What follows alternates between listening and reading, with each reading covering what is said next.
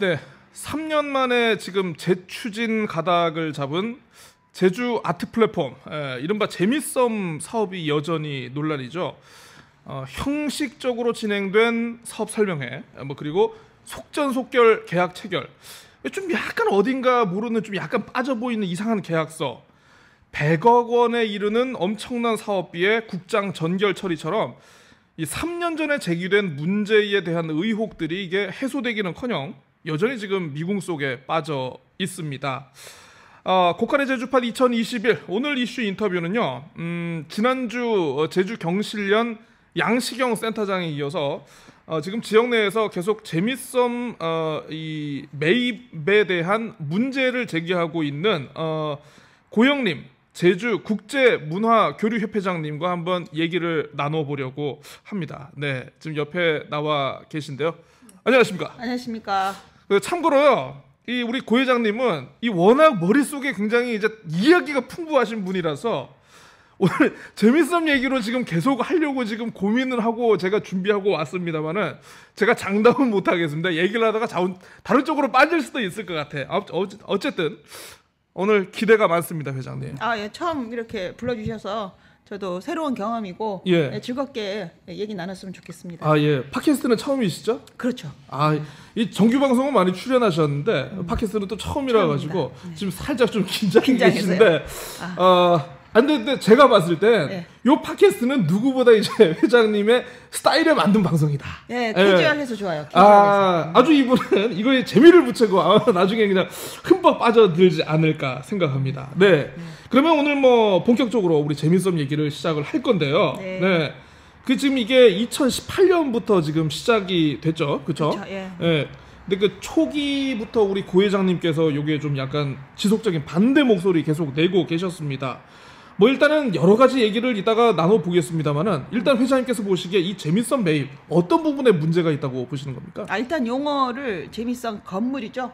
건물 매입. 건물 매입 사건인데 재미썸 바로 뒤에인데. 그렇죠. 바로 근처에 있습니다. 얘가 이도 일동이고 제가 원도심 살리기 운동 이게 좀 쉽게 말씀드려서 한 지가 10년이 넘었습니다. 그러다 보니 사무실이나 여러 가지 행동 반경이 신시가지나 신제 이쪽보다는 아무래도 옛날 성안이 그 중심에 가까운 지역을 이제 즐겨 걷고 또 많이 관찰하고 이렇게 하다 보니 원도심에서 벌어진 일들에 대해서 자연스럽게 관심을 가질 수밖에 없게 됐죠. 그러다 이제 2018년 5월에 그렇게 제주 문예재단이 사실 아티스트들을 위해서 모여진 기금을 제주 아트 플랫폼 사업이라는 그때는 한직골이라는 이름을 했어요.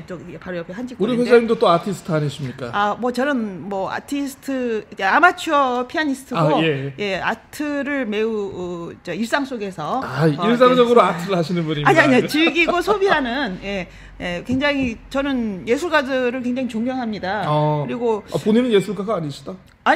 저는 아티스트 그 예술을 즐기는 아마추어라서 저는 이제 즐긴다고 표현을 하는데 전문적으로 하시는 분들 굉장히 제가 존경합니다. 그런 분들 존경하고 이제 그런 제주 아트 플랫폼이라는 아주 멋진 사업이 갑자기 등장을 2018년에 했는데 얼마나 좋았겠습니까? 그렇죠. 그래서 그런데 이게 가만히 보니까 당시 뭔가 이 지역 주민이나 제주 도민이죠. 사실 이게 제주 문예재단이기 때문에 그쪽 기금이라는 게 어느 지역 주민을 위한 사업이 아니라 제주 전 도민을 위한, 특히 이제 도민이 그렇죠. 도민이 생산자면서 도민이 소비자가 되는 그런 중요한 사업인데 많이 홍보도 안 돼 있었고. 그리고 당시에 홍보 많이 안 돼서 갑자기 신문에 이렇게 나는 걸 보고 주민 설명회, 주민과 예술가를 대상으로 한 이런 설명회 한다는 기사를 보고 깜짝 놀래서 설명회 예고 기사를 보신 건가요? 예고 기사를 본 거죠. 그래서 이제 급하게 달려가서 봤더니 그 평일 오후에 하고 이제 또 평일 오후면 누가 갑니까? 그래서 그게 그리고 가보니 언론도 2개사밖에 안 왔어요. 두 개 매체가? 2개 매체밖에 안 와서 이거 어떻게 된 거지? 봤더니 사실 언론 중요하지 않습니까? 그렇죠. 중요하죠. 근데 그 오전에 이미 기자 간담회로 끝냈다는 거예요. 오후에 설명회는 했는데 근데, 예, 오전에, 언론사를 대상으로는 그러면 오전에 간담회로 아니 잠깐만 그러면 기자들이 설명회에서 제기되는 뭐 어떤 여러 가지 의견들이나 목소리라든가 문제 제기에 대해서 하나도 이게 받아 적지를 못하는데 그러면 두 개사가 왔죠. 하나 인터넷 매체에서 왔고 하나는 이제 기존 이제 그 지면 매체에서 되게 이상한 방식으로 진행이 된대요. 예, 알겠습니다. 뭐 이상하다기보다는 저는 느낌이 잠깐만 여기서 우리 주민들이 비록 몇 명이 안 되지만 그렇죠. 이런 것들이 이제 이 소위 말해서 매체를 통해서 전달되지 않는구나라고 이제 안타까워하면서 솔직히 현장에서 많은 의견을 제시를 했죠. 질문을 했고. 그때 주민들 한 10명도 채 안 됐을 거예요. 근데 아주 멋지죠. 그 당시 한지골 제주 아트 플랫폼. 아트 플랫폼 하면 이제 제가 이제 연상되는 것은 그 당시 그 즈음에 아마 제가 기억으로는 인천에 옛날 구항구에 있는 옛날 그 하역 작업하던 그런 창고들 있잖아요. 벽돌 멋진. 지금은 이제 굉장히 멋져요. 그게 옛날 건물들이라서. 뭔가 매칭은 안 됩니다만. 오래된 이제 근현대의 그 인천에 그 무물이 들어오던 곳이잖아요. 근데 그게 아트 플랫폼으로 재탄생한 현장을 그 현장의 실무자한테 직접 제가 실무자를 통해서 그 답사를 했던 그 직후였습니다. 그게 겨울로 제가 기억을 해요. 네. 그래서 아트 플랫폼 이게 오래된 그것도 역사적으로 의미 있는 공간인데 비어 있는 인천 같은 경우에 그걸 보면 야 이거 참 잘 썼다. 이거는 새로 살렸다. 그러니까 회장님께서는 이미 아트 플랫폼이라는 형식과 이 어떤 구성과 이런 거에 대해서 이미 보신 거거든요. 보죠. 현장을 본 거죠. 좀 성공적인 사례를 본 거죠. 그런데 사실 원도심 공동화 뭐 다들 안타까워하고 그렇죠. 문제로 생각을 하잖아요. 근데 그때 이제 제주문예재단에서 이제 PT를 하는데 프리젠테이션을 하는데 강조했던 것이 원도심이 이제 공동화되니 많은 사람들이 드나드는 게 좋지 않겠느냐. 그래서 이 재미섬 건물 거기 영화관도 있고 그래서 그걸 구입을 해서 거기서 뭐 문예재단도 그쪽으로 사무실을 옮기고 또 제주를 대표하는 두 개 큰 단체가 있잖아요. 단체도 가고 뭐 저기 맨 위층에 있는 작은 영화관 두 개관은 뭐 독립 영화관처럼 그냥 쓰고 뭐 이제 우리가 알고 있는 내용들을 이제 다 했는데 근데 그때가 2018년 5월 중순이었어요. 근데 그때 딱 한 달 후가 이제 지방선거여서 저 말고 이제 후배하고 같이 갔는데 후배도 그런 질문을 했습니다. 왜 지금 도민들이 다 바쁘다, 바쁘신데 이런 걸 조금 더 시간을 두고 또 많은 도민들한테 의견을 묻고 경청해보는 그런 시간을 갖고 하는 게 좋지 않겠느냐라는 이제 그런 이제 제안까지 하면서 했는데 뭐 언론사는 두 군데가밖에 안 왔고 그리고 이제 저는 이거예요. 재미성 건물을 사는 거를 그 자체를 반대하는 게 아니라 아트 플랫폼 사업 자체를 반대하는 게 아니라 그렇죠. 아트가 무엇이고 그쵸. 왜 플랫폼이 무엇이며 그리고 무엇이며 그 아트 플랫폼이 왜 굳이 원도심 한지골에 그 건물을 꼭 사서 해야 되는지에 대한 도민과 아티스트들의 어떤 의견들을 많이 수렴을 하고 경청을 해서 차분히 그런 결론까지 이르렀다면 그 당시 2018년 5월 시점에 그렇게 제가 그런 비판적인 의사를 표명도 하지 않았을 거라고 생각합니다. 제가 그때 들은 얘기로는요. 사실 그렇습니다. 이게 그 전에 이제 박경훈 이사장이 문화예술재단으로 재직하던 당시였는데 재미썸과 같은 아트 플랫폼 센터를 조성할 수 있는 큰 건물이 아무리 찾아봐도 없더라. 그런 와중에 재미썸이 마침 매물로 나와가지고 이게 뭐 도의회 보고하고 예산 확보하고 이래저래 하다 보면은 시간도 걸리고 건물을 뭐 다른 사람이 매입을 할 수도 있으니까 찜한다는 입장에서 빨리 사버렸다는 게 그때 문화예술재단의 계약을 했다는 거죠. 빨리. 설명? 변명? 이었습니다. 나름 이제 뭐 이유는 있었겠죠. 그쪽 예술재단에 나름대로의 이유는. 근데 저희들은 이제 도민으로서 이게 적은 액수도 아니고 그렇죠. 사실 그 기금이라는 게 아티스트들을 위해서 사용하라고 만들어진 기금인데 그것을 뭐 마침 그 매물로 나와서 사야 된다는 건 그 문예재단의 그래서 입장이었을 거라고 생각하고 싶습니다만은 절차적으로 너무 급하게 진행을 한 게 그렇죠. 저는 네. 절차적인 문제를 이제 지적을 하는 거고요. 그리고 도민들이 아트 플랫폼이라는 용어 자체 아마 그 당시 굉장히 생소했을 거라고 맞습니다. 생각을 합니다. 그래서 뭐 그때 뭐 반대를 위한 반대는 아니었어요. 저는 정말 아트 플랫폼이 됐든 뭐 예술인 회관이 됐든 예술인들 위한 어떤 공간이 필요하다고 생각을 하고 그리고 원도심을 살리겠다라는 취지도 좋습니다. 근데 10분 이해하고. 근데 문예재단이 그 전에 어떤 공간을 리모델링해서 예술 공간으로 만든 대표적인 사례 두 개가 바로 맞은편에 있는 이야, 이야 그리고 이제 산지천 갤러리라고 이제 근데 솔직히 그 얼마나 많은 사람들이 드는지 회의스러운 생각을 마침 당시에 갖고 있었고, 근데 이상하게 제주문예재단이 그런 아트 공간을 예술 공간을 조성을 했어요. 오래된 건물에다가 건물을 했는데 그러면 원도심이 활성화가 됐느냐? 근데 그거는 제만 이제 지적한 사항이 아니고 많은 사람들이 그렇죠. 많이 그런데 문제를 제기하고 있습니다. 그럼 그거는 좀 일단은 기존의 시도한 사업들 이 예술공간 이하라든가 산장 갤러리라든가 이런 공간에 이제 그 경영을 맡아서 운영을 하고 있는데 그걸 좀 성공적으로 한 사례를 좀 보여주면서 했다면 그런 이왜 갑자기 또 이런 큰 액수를 들여갖고 기금을 투자를 해야 되는지 그런 의아함. 그리고 뭐 막 자꾸 의혹 제기라고 하는데 의아함이죠. 잘 이해가 안 되는 거죠. 납득이 안 되는 거죠. 일단. 그런 그 방식이 저는 21세기는 특히 탑다운 방식, 즉 하향식이 아니라 위에서 결정을 했으니까 다 통일을 위해서 좋은 건 하는 거예요. 그럴 수 있죠. 근데 예술가들의 의견을 좀 두루 들어보고 무엇이 제일 불편한지 뭘 진정으로 원하는지 그걸 두루두루 그리고 도민들도 함께 왜냐하면 그 예술가들만 그 예술 누리는 게 아니잖아요. 뭘 생산자라면 우리 도민들은 소비자일 수도 있고 향유자일 수 있고 그래서 그런 절차나 과정이나 좀 차분하게 또 원도심을 활성화하고자 한다는데 원도심에 비어있는 공간 많습니다.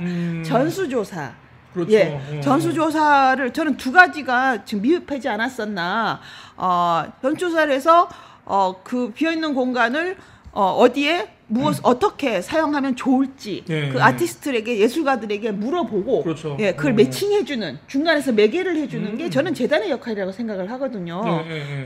재단이 직접 투자할 수도 물론 있지만 그래서 그런 부분이 저는 비어있는 공간을 왜 제주도와 특히 문예재단이 이렇게 예술가를 위한 공간을 만들어주겠다 굉장히 좋은 취지잖아요. 저도 정말 그 부분은 정말 좋은 취지인데 그럼 비어있는 것을 찾아봤느냐?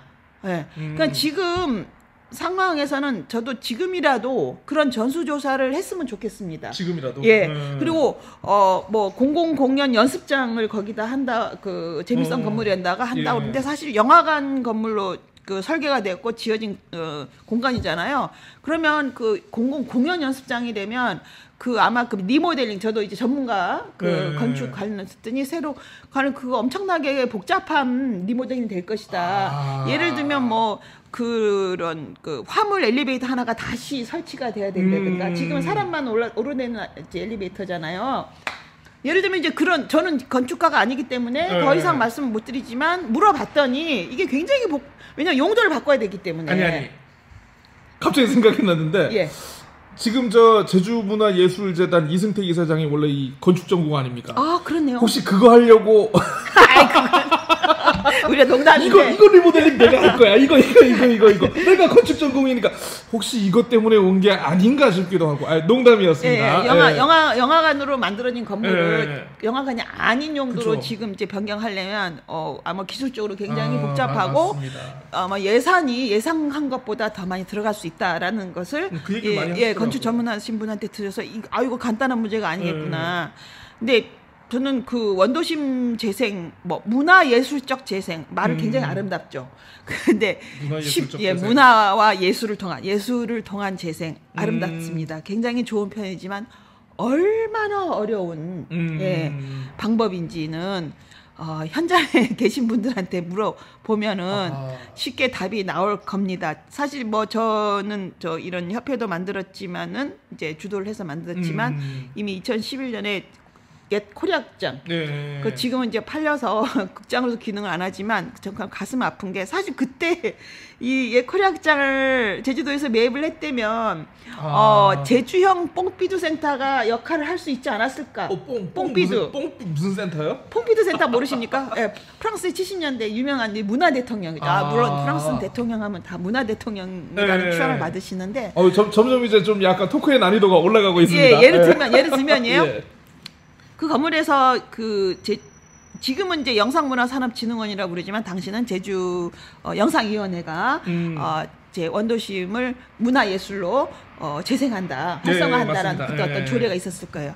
그래서 그 제1관 350석을 이제 빌려서 거기서 제주 영화문화예술센터라는 걸 설치를 했죠. 그래서 저희 프랑스 영화제가 거기서 옛 코리아극장, 물론 이제 신축된 거지만 바로 그 자리에 있었잖아요. 코리아극장. 저 어린 시절에 정말 그 바람 맞으면서 바닷가에 있는 단관 700석인가인데 거기 갔던 그 추억의 코리아극장 자리에 코리아극장. 저도 거기서 부시면 봤습니다. 그렇습니까? 예. 밴너 막 이런 거 했는데 그 얘기가 좀 길었는데 그 건물을 만약 도에서 당시 한 10년 전에 매입만 했다면 정말 아쉬운 거예요. 지금 지나고 생각하니까. 그걸 차라리 매입을 했더라면 저는 제주형 시네마테크가 됐을 수도 있었으라고 생각을 하고 뭐 독립영화, 예술영화 거기서 마음껏 누릴 수도 있고 또 어떤 미디어테크 뭐 옛날 영화들 거기 이제 그 도서관 같은 거죠. 미디어테크도 거기다가 설치를 하고 아까 퐁피두 센터에서 약간 지금 얘기가 그쪽으로 갔는데 제주형 퐁피두 센터가 될 수도 있었을 것이다. 원래는 뽕삐두거든요. 대통령이. 예, 뽕삐두. 파리 시내에 이제 서울 생각하면은 뭐 종로구쯤이라 생각하시면 될 겁니다. 근데 60년대 70년대 파리 시내 원도심이죠. 예. 공동화가 되면서 그쪽이 굉장히 뭐 안 좋은 동네가 됐어요. 우리 저 산지천 쪽 생각하면 그렇죠. 그래서 이게 안 되겠다. 대통령이 뭔가 이건 특단의 조치를 그래갖고 굉장히 범죄 하고 막 지저분하고 그 깨진 유리창 이론이라는 게 있잖아요. 이제 또 깨진 유리창 이론이 나옵니다. 깨진 유리창이면 사람이 안 가게 돼요. 그러면 좀 무검화되고 뭐 이런 거잖아요. 근데 이게 굉장히 성공적인 사례입니다. 그래서 퐁피두 대통령 당시 전 세계에 공모를 합니다. 그 이제 퐁피두 센터라고 이제는 문화센터인데 그냥 퐁피두 센터 하면 다 알아요. 그래서 그 전 세계에서 공모해서 이제 뽑힌 설계 뽑힌 작품이 지금 퐁피두 센터인데 70년대에 그런 정말 그 발상의 역전환이랄까. 그러니까 이런 거예요. 그 건물은 저는 건축은 전공은 아니지만은 이제 상식적으로 알고 있는 것이니까 퐁피두 센터는 그 안에 들어가 있어야 되는 건물 안에 들어가 있어야 되는 걸 다 바깥으로 노출한 거예요. 마치 옷을 뒤집어 입은 것처럼. 누드김밥. 뭐 그런 식이죠. 그래서 이제 성품감 같은 것들 바깥으로 오고 엘리베이터도 바깥으로 다 노출을 하는데 저거 뒷담한 거 아니야 했더니 그렇게 튼튼하대요. 근데 그 안에 영화관도 있지, 전시관도 있죠. 그러니까 미술관도 있죠. 특히 저 프랑스 현대미술관 있죠. 현대음악 연구소도 있죠. 그러니까 미래 예술을 가늠할 수 있는 아방가르드한 어떤 그 이제 뭘까 한 그 등대 같은 역할이에요. 점점 대화의 영역이 굉장히 깊어지고 있습니다. 거의 학술적인 영역으로 지금 막 이거는 뭐 찾아보면 나와요. 근데 그 퐁피두 센터는 그런 부분에서는 정말 이끌어간 거죠. 그야말로 아트 플랫폼이라고 하죠. 이끌어간 거죠. 대중을 이끌어갔고 전 세계인을 이끌어간 하나의 큰 그 뭐 항구 같은 그래서 그 바로 앞 광장은 누구나 버스킹 할 수 있는 그럼 관광지가 되죠 사실. 그래서 그 퐁피두 센터 하나가 70년대 초반에 생김으로써 그 지역이 다 자연스럽게 문화예술적으로 재생이 되는 거예요. 예쁜 카페가 들어서고 작은 갤러리들이 거기 둥지를 틀게 되고 정말 무명 그런 아티스트 마술하는 친구들이 그 광장에 와서 회장님, 그러면 여기 그 재밌어문요. 그러면 뭐 그 앞에서 버스킹도 하고 주변에 예쁜 카페 생기고 이게 안 되는 겁니까 그러면? 글쎄요. 근데 그 지금 절차적인 문제를 얘기했잖아요. 절차적인 문제가 해소가 된다면 해소가 도민들이 납득을 하고 납득을 하고 꼭 저것을 사야 되는지 또 거기에 꼭 공공공연 연습장이 들어가야 되는지. 회장님 말씀은 제주 아트 플랫폼을 만들려면은 지금 생각하시는 게 프랑스의 뽕피두 거기처럼 센터처럼 굉장히 새로 지은 거죠. 건물도 되게 좀 약간 미려하게 하고 예. 예술적 감각으로 아니면 하고, 인천 아트 플랫폼처럼 역사적인 어떤 의미 가치가 있는 건물이냐. 오케이. 솔직히 예. 지금 재밌음 뭐 소유자는 기분 나빠하실지 모르지만 어떤 역사성이 있는가? 그리고 그런 그 어마어마한 우리 공적 자금을 들여서 매입한 다음에 과연 우리가 원하는 형태의 그 아트 플랫폼이라 합시다. 예, 그런 건물로 리모델을 하는데 과연 그 예산으로 충분히 해낼 수 있을 것인가? 이런 모든 것들이 절차적으로 아하. 납득이 되게끔 저 포함한 도민들과 오케이. 아티스트도 좋습니다. 납득이 되게 했다면 논란이 이렇게 오래 가지 않았을 거라고 생각합니다. 어쨌든 사실 그동안 이제 여러 논란이 있었음에도 불구하고 이게 검찰 수사에서도 지금 무혐의가 나왔고요. 그리고 감사위원회 감사에서도 물론 어떤 절차적인 문제 뭐 이런 거에 대해서는 지적을 됐습니다만 이게 막 사업을 중단시킬 정도의 그 정도 상황은 지금 아닌 것 같아요. 그래서 결국 문화예술재단이 이 타당성 재검토위원회 타당성 검토위원회를 어쨌든 구성을 해가지고 한 15명 정도 했는데 여기에서 최종적으로 지금 결론이 났습니다. 지난해 말에 어쨌든 뭐 좀 약간 주민들 설득이라든가 이 사업의 타당성에 대한 충분한 설명이 없었던 건 맞는 것 같다. 요런 거 좀 하고 그 다음에 정상적으로 추진하도록 해라 해서 일단 조건부 재추진 결론을 내렸는데 네, 권고안이 나왔다고 저도 언론을 통해서 예. 봤습니다만 네. 지난주 방송에서는 지난주 방송에서 나온 제주경실련의 양시경 센터장님께서는 이 타당성 검토위원회 자체가 굉장히 찬성 일색의 위원 구성이었다. 그래서 본인은 뭐 어차피 찬성으로 결론이 나는 거를 이런 위원회에서 날 거를 미리 좀 약간 예상을 하시고 들러리는 사진 못하겠다 뭐 이런 취지에서 나왔다고는 하셨는데 이 타당성 재검토위원회의 판단 언론 보도를 통해서 아마 보셨겠습니다만 어떻게 보십니까, 기자님? 저는 뭐 그 신문 매체에도 제가 칼럼을 통해서 뭐 짧지만 결론 부분에 좀 강한 어조로 쓰긴 했습니다. 타당성 검토위원회가 법적 지위를 가진 위원회도 아니고 물론 제주감사위원회에서 타당성 검토위원회라는 것을 구성을 해서 거기서 네. 내린 결론으로 뭐 어찌어찌라고 뭐 이렇게 유도를 해서 제주 문예재단이 구성한 타당성 검토위원회가 만들어졌고 근데 2년이 더 지났는데도 제주도민 어느 누구도 그 소위 말해서 이 중요한 이 3년째 끌어오고 있는 해수론 4년째죠 벌써 타당성 검토위원회 그 구성원들이 누군지도 모르고 그리고 아홉 번이나 회의를 했다는데 도대체 무슨 얘기를 나눴는지 아무도 모르고 그리고 제가 살짝 섭섭했던 게 왜 나는 안 불렀을까?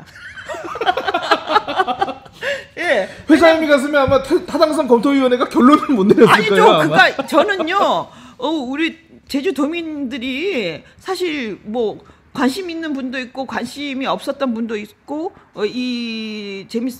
제주 아트 플랫폼 이 사업 자체에 대한 정보가 없었던 분들도 있었겠지만 해수로 4년째 되면서 모르셨던 분도 알게 되고 궁금하게 되고 그게 왜 사야 되는데 사면 좋지 뭐 예술가들은 우리는 이런 공간이 필요해요 등등 정말 문화 담론의 수준이 다양해졌다. 그리고 그런 부분에서는 저는 긍정적인 효과라고 봅니다. 그래서 그 타당성 검토위원회도 공개를 하고 다양한 의견들을 정말 가급적이면 많은 의견들을 그리고 다양한 어떤 그 사회적 배경을 가지신 분들 꼭 아트만 아니더라도 그런 분들을 다 섭외를 해서 토론을 아주 뜨겁게 그것도 공개적인 자리에서 공청회를 했다면 이렇게 뭐 계속 비난이나 비판은 제주 문예재단이 나름 억울할 겁니다. 열심히 했다라고 말씀하시겠지만 받지 않았을 거라고 저는 생각합니다. 아까 문화 담론의 수준이라는 표현 쓰셨는데 자꾸 갑자기 제주의 소리 기사가 생각이 나가지고 거기에 무슨 말이 있었습니까? 저 발목 잡기 이제 그만하라 해가지고 문화예술 관계자의 코멘트를 빌어가지고 제주의 문화예술의 담론이 너무 얇다? 아무튼 그런 표현이 있어가지고 갑자기 그게 생각이 났습니다. 이렇게 많은 오랜 기간 동안에 한 주제를 아이템을 갖고 이렇게 많은 다양한 사람들이 이런 오랫동안 토론한 적이 아마 없다고 생각합니다. 특히 문화예술 쪽에서는. 그리고 제가 아마 알기로는 미디어 제주에서 그 정보공개 청구를 해가지고 아마 회의록을 지금 확보한 것으로 지금 알고 그렇습니까? 있습니다. 그래서 네. 아마 이게 이 방송이 나올 때쯤이면 이게 기사로 나왔을 수도 있고, 저도 정보공개 청구했습니다. 그냥 주라고 했는데 정보공개 청구를 꼭 굳이 하라네요. 굳이. 네, 그래서 저도 그 회의록 정보공개 청구를 했으니까 혹시나 그에 대해서 이제 뭐 확보가 되면은 저 다시 한번 좀 이렇게 얘기를 하는 게 뭐 어쨌든 그럴 기회가 있었으면 좋을 것 같고요. 어쨌든 이게 이 재밌음 논란이 건물. 재밌어 건물 매입 논란이 문화예술 분야에 있어가지고 좀 약간 발전적인 담론으로 가기보다는 굉장히 좀 약간 소모적인 논란으로 지금 진행되는 것 같아가지고 좀 약간 도민들이 봤을 땐 좀 약간 안타까운 그런 생각도 좀 드는 것 같습니다. 그러니까요. 네. 이게 이제 문예재단은 사실 제주 도민과 또 예술가들을 위해서 만들어진 네. 우리 귀한 자금으로 만들어진 기관 아닙니까? 그러니까 더 늦기 전에 좀 더 투명하게 이제까지 과정을 네. 주민들에게 이제 밝히고 이렇게 좀 오래 끌게 된 것에 대한 기본적인 사과는 해야 되지 않겠습니까? 재단에서요? 네, 저는 전 기본적인 태도라고 생각합니다.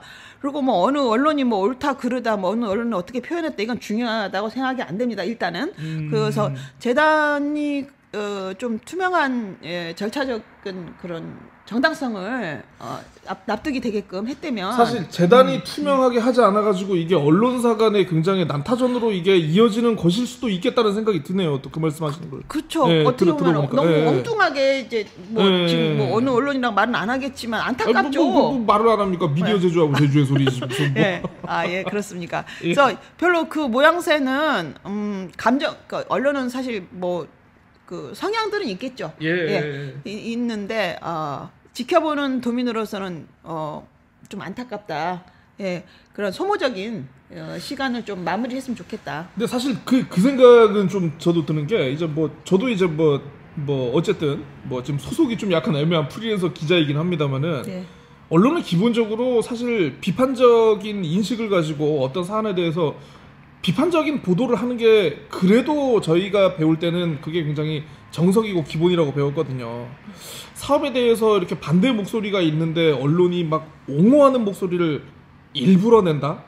글쎄요, 뭐 아마 그 제주의 소리는 어떤 생각을 가지고 있는지는 모르겠습니다만은 제가 봤을 때 좀 약간 그 부분은 미디어 제주 쪽에 저는 한 표를 주고 싶습니다. 그러니까 뭐 제가 미디어 제주를 좋아하고 안 좋아하고 뭐 이걸 떠나가지고 열심히 쓰시더라고요. 열심히 미디어 제주 보니까 이제 보도를 계속 하고 뭐 그 태도 자체는 뭐 그 기자 쓴 것이 옳다 그르다 이런 걸 떠나서 그 한 아이템을 어떻게 생각하세요? 비판적인 보도를 좋아하십니까? 아니면 칭찬하는 보도를 좋아하십니까? 저는 이제 사안에 따라서는 다르지만 좀 그래도 날카롭게 비판하는 게 저는 그쵸, 제가 상황상 좀 그쪽이 좀 맞고요. 아니, 이거는 기본이죠, 이제 그럼 뭐. 좀 사적이지만 제가 오래전에 대학교 다닐 때 그때는 부전공이라는 게 있었습니다. 제가 신문 방송학을 했고 제가 또 자기 자랑 나오십니까?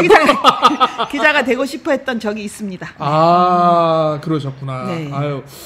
아니 뭐 어쨌든 근데 제가 봤을 때는 뭐 거의 기자 못지않은 제주 지역의 스피커. 그렇습니까? 파워 인플루언서로서 역할을 하시는 것 같아가지고 아마 그 목표를 반은 달성하신 게 아닌가. 그렇습니까? 이제 좀 제주도 말로 입이 좀 노시다. 입이 노시나이. 그런 얘기는 좀 적잖게 들어왔습니다. 아마 저 고인희 회장님께서 기자가 되셨으면은 아마 참 많은 분들이 고달프고 힘든 인생을 살지 않았을까. 그걸 모를 일이죠 진짜. 자, 어쨌든 좋습니다. 제주 아트 플랫폼에 대해서 아까 그 프랑스의 뽕삐두 센터, 뽕삐두 스타일 센터.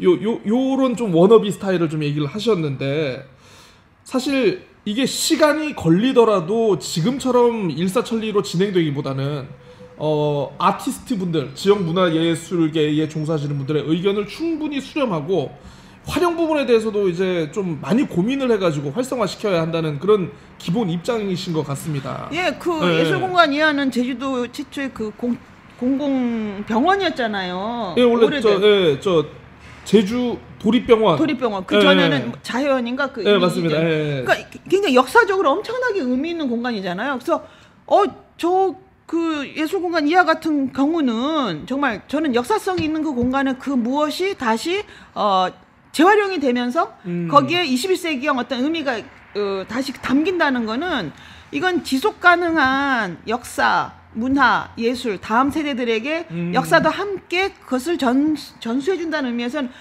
굉장히 의미 있는 공간. 그래서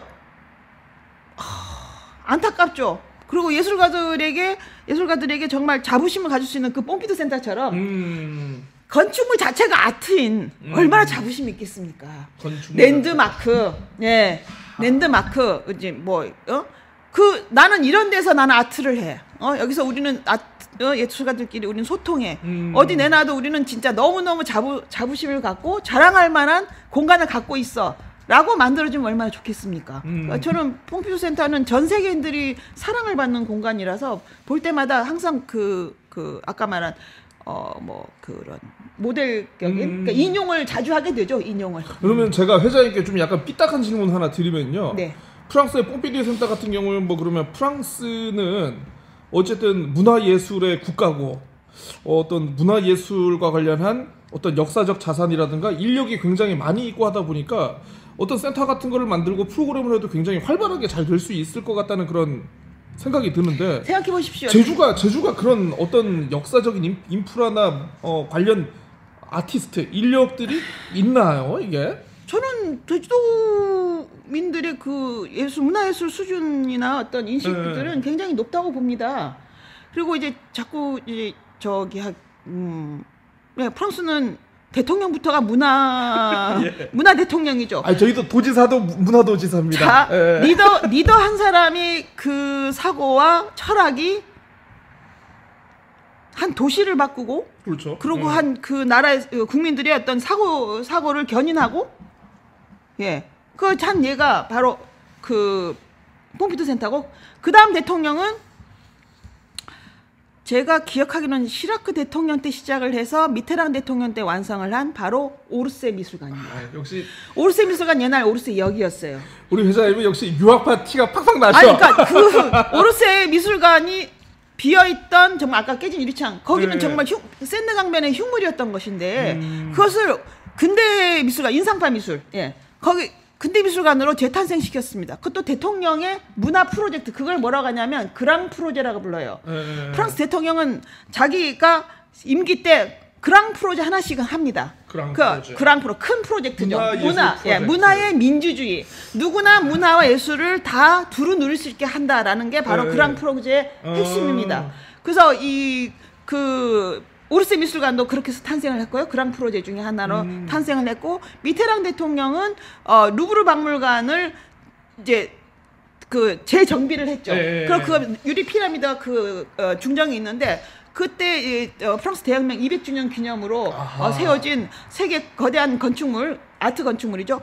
바스티 오페라 극장 그리고 유리 피라미드. 그러니까 지금 루브르 박물관에 이제 출입구 역할을 하지만 그 유리 피라미드 그리고 대개선문 건물이라고 그래서 그 개선문 나폴레옹이 만든 개선문과 일직선상에 놓인 저기 파리 외곽 딱 그 경계 어마어마하게 큰 오피스 빌딩의 개선문 모양 그랑닥슈라고 해서 대개선문 이 세 개를 세우셨어요. 그게 미테랑 대통령이 야심차게 밀어붙인 그랑 프로제 새 건축물입니다. 그러니까 이 건축물 이 세 개가 랜드마크이면서 프랑스 사람들이 그런 자부할 수 있는 우리는 이런 건축물이 있어. 그런 거죠. 그리고 바스티 오페라 극장 얼마나 아름답습니까? 그 바스티 감옥이 있었던 자리에 그걸 연상할 수 있는 그런 오페라 극장을 만들어 놓고 원래 있던 빨레 가르니에라고 그 오페라 극장은 발레 전용 극장으로 하고 이 오페라 전용 극장으로 바스티 오페라 극장을 이제 1989년에 완성을 했죠. 그때 제1호 최초 그 1호 예술감독 상임 지휘자가 누군지 압니까? 정명훈 선생님이었어요. 제가 유학 중에 그 인터뷰 보면서 울었습니다. 우리 정명훈 선생님이 프랑스의 대혁명의 상징 건물이 되는 그 장소에 그런 거 보면 저는 무슨 도지사를 비판하러 이런 게 아니고 그냥 남의 것을 보고 타산지석이죠. 네. 보고 뭐를 우리는 힌트를 가져올까, 무엇을 참고할까. 그리고 뭐 어떤 도지사든 대통령이든 그런 문화예술을 애호하지 않은 도지사와 문화에서 애호하지 않은 대통령 없다고 저는 봅니다. 다 그래서, 관심을 갖고. 원희룡 지사도 하려고는 했습니다. 네. 뭐였더라? 그 세계 선문화 축제? 선물 비엔날레 하시고, 예. 그러니까 뭐라도 이제 많이 하다 보면 그 노하우도 쌓이고, 아까 말한 제가 얘기가 조금 딴 데 빠졌는데, 제주도민들 아까 무슨 문화예술의 인프라 있느냐. 예, 그거 인프라 중요합니다. 정말 할 얘기가 너무 많은데, 제주도 저는 영화제를 하다 보니 영화 인력을 키워내는 그런 영화 인력. 그렇죠. 영화를 만들고, 물론 연기자도 있어야 되지만 연기자 직접 하셨지 않습니까? 예, 저 변선진 감독 헌무의 할망 2로 아주 육쟁이 할머니로 나와갖고 한 적이 있습니다. 그래서 예를 들면 제주도에 좀 안타까운 것이 이렇게 좋은 풍광과 이런 좋은 환경에서 정말 어디 내놔도 정말 자부심을 가질 수 있는 특색 있는 아이덴티티가 있는 영화제 하나가 있으면 좋겠다라고 이제 막연히 생각하지만, 사실은 그런 영화와 관련된 인력, 인프라를 만들어낼 수 있는 그런 인력, 양성하는 어떤 기구라든가 이런 것도 필요하고, 특히 연극도 마찬가지로 그런 분들, 연극 정말 현장에서 고생하는 사람들 보면은요 막 눈물이 날 것 같아요. 이분들은 연극이 너무 좋아서 하는데 지원은 그렇게 많지 않고, 본인은 연극에 대한 열정은 정말 하고 싶고 배는 고프고, 그래서 문예재단이 다 할 수는 없죠, 사실. 문예재단이 할 수는 없는데, 인프라는 누가 길러내겠습니까? 우리 도민이 길러내야죠. 그런 거는 좀 뭐 JDC라든가 개발공사라든가 아니면 한진이라든가 지역에서 나름대로 수익을 얻고 있는 그런 기업체들이 좀 문화예술을 육성하고 사회공헌적 차원에서 부분을 좀 약간 고민을 많이 하면 좋을 것 같습니다. 근데 얘기를 들어보니까 우리 회장님은 정말 프랑스의 어떤 문화와 정서와 이런 고유의 결을 되게 좋아하시는 것 같아요. 아니 뭐 추억하고 그런 저는 최근에 부끄러운 얘기입니다만은 제가 최근에 그 레미제라블 5권짜리 책을 겨우 다 읽었습니다. 대단하십니다. 겨우 다 읽었습니다. 겨우. 근데 사실 스토리나 서사를 제외하고 거기에 보면 이제 프랑스의 어떤 지형을 설명하는 거, 거리 구석구석을 설명하는 거, 사람들의 옷을 설명하는 거, 건물의 모양을 설명하는 게 굉장히 많이 나오는데 이해가 안 돼. 문화적 배경이나 이런 게. 그러니까 너무 힘들더라고요. 그러면 영화를 먼저 보는 것도 괜찮고. 영화를 보긴 봤어요. 진짜 지금 우연인데 제가 집에 DVD를 많이 쌓아놓고 있는데, 지금 이제 제가 대학에 출강하는데 방학이라서 좀 시간이 많이 남아서 일주일 한 열흘 전에 레미제라블을 2개의 버전을 봤는데, 하나는 1시간 반짜리 4개 그 DVD로 제작된 2020년 전에 제라르 디파르디유가 장발장을 프랑스에서 TV 무비라고 그래갖고 이걸 보시는 분들이 생각하는 그 레미제라블 그 영화가 아니고 그거보다 훨씬 전에 그 레미제라블은 영어권에서 만든 그 뮤지컬이잖아요, 우리나라의 텐데 근데 그거를 밤새도록 본 거예요, 6시간을. 그래서 그 내용을 보고 나니까 그 다음엔 그 영국에서만인 레미제라블 또 DVD가 보이더라고요. 그걸 또 봤죠. 근데 해석이 완전히 달라요. 그래서 고전의 힘이라는 건 이런 거구나. 원전이 하나 그 문학 텍스트가 있고 이것을 200년이 지나도록 계속 재생산해내는 거야. 뮤지컬로 만들고 뮤지컬 영화로 만들고 TV 무비로 만들고 심지어 영어권에서도 자기네가 또 영화로 만들고 이거 보면서 정말 아까 뭐 영화와 연극 쪽 얘기에서 얘기했지만 그런 그 문학 있잖아요. 제주도 뭐 제주 방언으로 쓴 문학이라든가 아니면 그런 그 글을 쓰시는 분들 레지던시 프로그램을 거의 뭐 1년 연봉을 주시고, 예를 들면 이상적인 생각이죠. 쉬고 작품 아무 걱정하지 말고 글 쓰시라. 쓰게끔 우리가 이제 배를 해주는 그런 정책. 또 사실 그 생계가 문제잖아요. 아트하시는 분들 굉장히 중요하잖아요. 맞습니다. 그런 분들한테 그런 걱정하지 않고 자기가 하고 싶은 아트를 할 수 있는 어떤 하지만 그 다음에 이제 결과물에 대한 어떤 압박은 있어야겠죠. 예. 그래서 뭐 정리는 안 됩니다만은 이거에 대해서 제가 반론을 제기할 게 하나 있습니다. 예, 말씀하세요. 그 제주는요 지금 말씀하신 대로 어떤 역사적으로나 자연문화적으로 굉장히 컨텐츠를 만들 수 있는 그런 아이템이 굉장히 많다고 하고 뭐 실은 종사하는 분들도 다 그 얘기들을 하세요. 그렇죠. 근데 보면은 그런 거 있어요. 뭐 예를 들어서 4.3과 관련된 얘기는 보통 사람들이 쓰면 안 돼. 그러니까 아는 사람들, 그러니까 전문가나 대가들이 아니면은 좀 약간 쓰면 안 되는 좀 약간 그런 터부시하는 그런 게 있고 심지어는 이제 해녀와 관련된 어떤 스토리나 창작물도 야 무슨 뭐 누가 한번 해보겠다 그러면 야 네가 뭘 안다고 해녀에 대해서 뭘 안다고 네가 뭐 약간 좀 그런 게 없지 않아 있는 것 같아요. 우리 이제 창작의 생태계가 활발하고 정말 서로가 서로에게 자극을 주고 활발해야 되는데 어떤 분야는 누구 아니면 함부로 해서는 안 된다. 어떤 분야는 누가 시작해가지고 이미 시작했기 때문에 건들면 안 된다라는 좀 약간 이상한 룰이 있는 것 같아요. 좀. 저는 그 처음 듣는 얘기입니다. 그 룰이라고 해서 그 좀 참 재미있는 그런 게 있더라고요. 그게. 그렇군요. 근데 그 영역을요, 그 뭐랄까 이거는 내 거야, 이건 나만 할 수 있어 이게 아니라 열어야죠. 그리고 이제 뭐 좀 통섭이라고나 여러 이게 분야들 간에 서로 함께하는 그런 운동까지는 아니지만은 그러니까 뭐 누가 뭘 그를 이제 시도했을 때 그걸 비판하지 않고 일단 결과물 한번 봅시다. 결과 나온 다음에 그걸 갖고 함께 영화라면 같이 보고 또 그 다음에 토론을 하고 토크하고 시내 토크하고 이러면서 좀 생산적인 그런 이제 문화 운동으로 간다면 다 윈윈하지 않을까. 그러니까 문학이라니까 이제 문화라는 게 서로 이제 다양한 상상력이 만들어지고 그 상상력과 상상력이 서로 경합을 하고 이게 컨텐츠를 소비하는 뭐 일반 국민이라든가 전 세계 사람들의 선택을 받고 이게 더 발전을 해가야 되는데 이게 다 카테고리에 갇혀져 있어가지고 누구만 건드는 좀 약간 이렇게 딱 정해져 있다 보니까 이게 발전을 못하는 모습이 좀 약간 안타깝더라고요. 그래서 그러니까 저는 무슨 생각을 했느냐 하면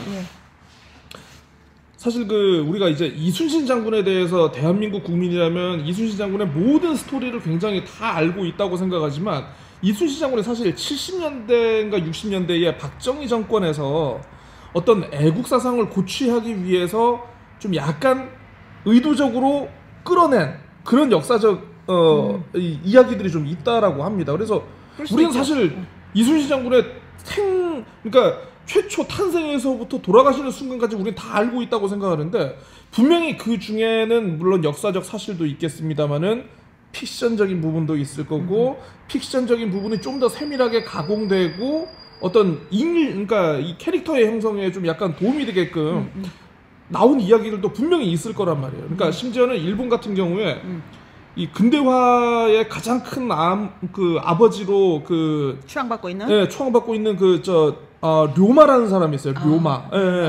료마라는 사람의 스토리를 지금에 나온 그러니까 지금 그 사람에 대한 어떤 캐릭터나 역사적 이런 게 사실은 소설에서 비롯됐다는 그런 얘기도 많이 있습니다. 그러니까 그걸 보면은 우리가 지금 제주에 스토리가 없고 제주에 인물이 없고 하지만은 스토리를 만들고 그러니까 완전히 개연성이 없게 만드는 게 아니고 개연성이 있게 만들면서 이게 도민들의 공감을 받고 호감을 어떤 응원을 받으면은 이게 좋은 선례로 이게 만들 수 있지 않을까.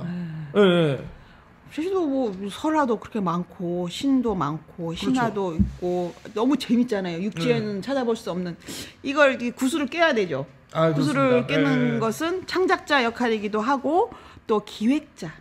저는 정말 기획자들을 막 제주 도정에 제가 요구하고 싶은 게 너무 많습니다. 그거는 구슬을 깨는 작업은 사실 창작자와 기획자가 하는 거거든요. 그리고 그거를 잘 이해할 수 있게 대중이 그거를 누리게끔 만드는 역할을 하는 거잖아요. 그러려면 그러니까 지원을 해야 되죠. 지원은 하되 간섭을 하지 말아야 됩니다. 간섭을 하지 마라. 네.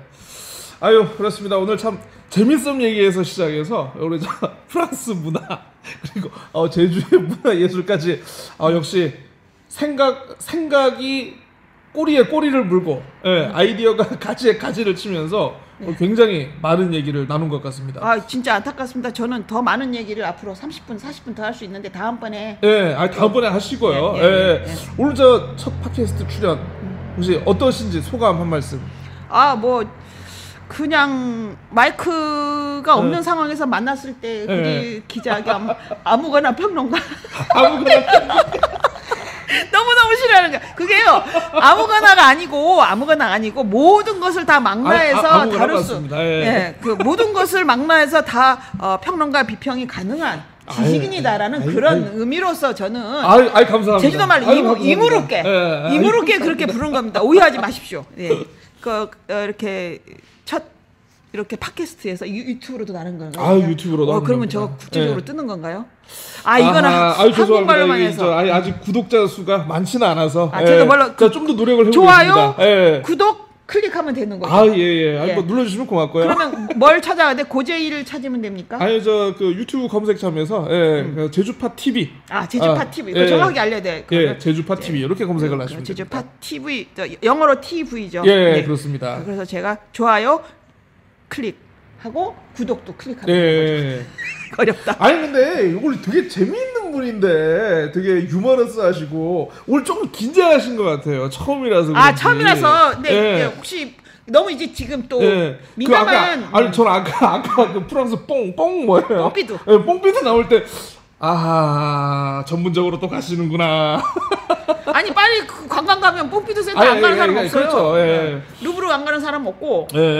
지금 하나 더 얘기하고 싶은데 그거는 다음번에 하겠습니다. 다음에 하시고요. 아무튼 오늘 문화예술 발전에 대해서 사실 제주 아트 플랫폼을 반대하시는 게 아닙니다. 반대하시는 게 아니고 발전적인 방향으로 가기 위해서 나름대로 이제 문화예술에 관심이 많으신 분으로서 대안을 제시하고 잘못된 방향에 대해서 고언을 하시는 거니까 그에 대해서 너무 잘못 듣지 않으셨으면 좋겠어요. 문화예술 관련한 행정하시는 분들께서 이렇게 좀 해주시고 앞으로도 종종 저희 제주파 TV 출연 좀 해주시고. 저는 행정에서 불러주시면 해주고 싶은 얘기 많은데 안 불러주셔서 저는 굉장히 좀 섭섭해 있는 상황입니다. 제주파 TV도 많이 불러주시고. 제주파 TV에도 앞으로 종종 모시도록 하겠습니다. 감사합니다. 오늘 말씀 감사합니다.